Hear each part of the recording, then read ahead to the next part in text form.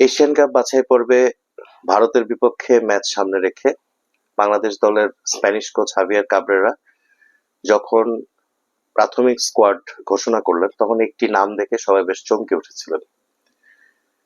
তিনি ফাহমিদুল ইসলাম। বাংলাদেশ দলের প্রাথমিক স্কোয়াডে হামজা চৌধুরী থাকবেন এটা নিয়ে কোনো আলোচনা ছিল না। বাংলাদেশের ফুটবল প্রেমীরা হামজা চৌধুরীর নাম প্রাথমিক স্কোয়াডে দেখার জন্য মুখিয়েই ছিলেন, কিন্তু ফাহমিদুলের নাম ফুটবল প্রেমীদের জন্য যথেষ্ট চমক হয়ে আসে। বলতে দ্বিধা নেই, ফাহমিদুলের অন্তর্ভুক্তি বা ফাহমিদুলের নাম ক্ষণিকের জন্য হলেও হামজা চৌধুরীকে নিয়ে আলোচনা কিছুটা থমকে দিয়েছিল। বাংলাদেশের ফেনীতে 2006 সালে জন্ম নেওয়া 18 বছর বয়সী এই ফুটবলার খুব ছোটবেলায় বাবা মার সঙ্গে ইটালিতে পাড়ি জমান। সেখানে ইটালির বিখ্যাত দুটি ক্লাব স্পেৎসিয়া এবং সাম্পদোরিয়ার ফুটবল একাডেমিতে তার ফুটবলের হাতেখড়ি, ফুটবল শেখা।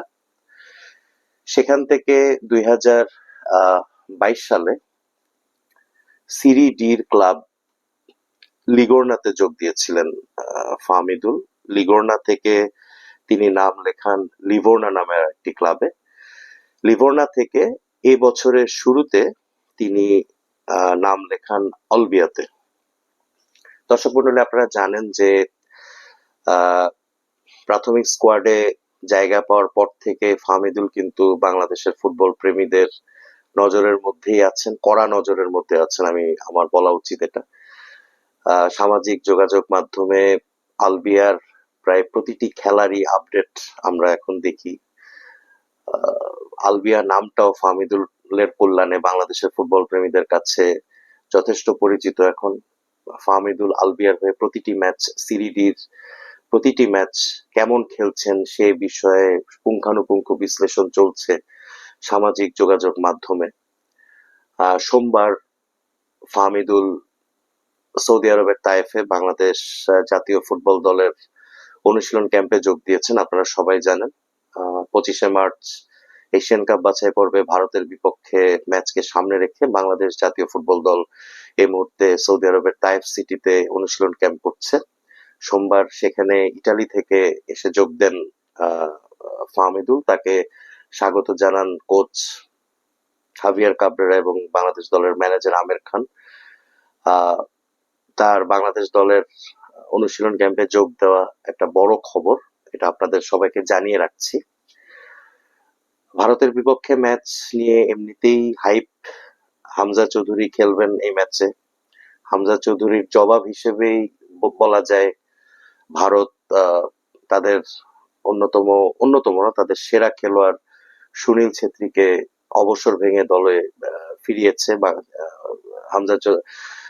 সুনীল ছেত্রী 25শে মার্চের ম্যাচে খেলবেন বাংলাদেশের বিপক্ষে। এখন ফাহমিদুলের অন্তর্ভুক্তি এই ম্যাচে একটা বাংলাদেশের ফুটবল প্রেমীদের একটা বাড়তি উন্মাদনা, বাড়তি অনুপ্রেরণার সৃষ্টি করবে। ফাহমিদুল অত্যন্ত প্রতিভাবান ফুটবলার। তাকে দলভুক্ত করার সময় কোচ হাভিয়ার কাবরেরা বলেছিলেন যে তিনি ভার্সেটাইল ফুটবলার, তার ভার্সেটাইলিটি কোচের সবচেয়ে বেশি মনে ধরেছিল। মূলত central midfielder Fahmidul left midfielder হিসেবেও খেলতে পারেন, লেফট ফুটের ফুটবলার। তিনি বাংলাদেশ ফুটবল দলের, জাতীয় দলের একটা খুব ভালো অ্যাটাকিং অপশন হতে পারেন। তিনি বাংলাদেশ দলের চূড়ান্ত স্কোয়াডে এখনো অবশ্য তিনি সুযোগ পাননি, তাকে অনুশীলনে নিজেকে প্রমাণ করতে হবে। তবে আমরা নিশ্চিত যে ফাহমিদুল নিজেকে প্রমাণ করতে পারবেন খুব ভালো মতোই, কারণ তার যে বেসিক ফুটবল শেখার যে বেসিক জায়গা, যে ধরনের কারিকুলাম বা যে ধরনের পরিবেশে তিনি ফুটবলার হয়ে উঠেছেন সেটা বাংলাদেশের, তাদের প্রতি শ্রদ্ধা রেখেই বলছি, বাংলাদেশের যে কোনো ফুটবলারের তুলনায় এটা অন্যরকম। তো সেই হিসেবে তিনি তার অনুশীলন ক্যাম্পে ভালো করার যথেষ্ট সম্ভাবনা আছে। আগামী 25শে মার্চের ম্যাচে হামজা চৌধুরীর পাশাপাশি ফাহমিদুল ভারতের আতঙ্ক এবং দুশ্চিন্তার কারণ হয়ে উঠতে পারবেন কিনা সেটা সময় বলে দেবে। ততক্ষণ পর্যন্ত আমরা ফাহমিদুলের প্রতি শুভকামনা জানাতে পারি। আমরা আশা করব ফাহমিদুল তার প্রতিভা, তার ফুটবল শৈলী প্রমাণ করে কোচ হাভিয়ার কাবরেরার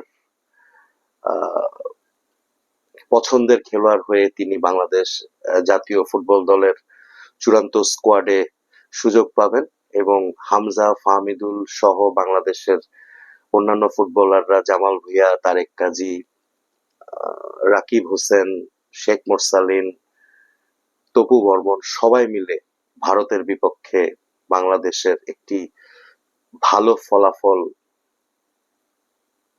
অর্জনে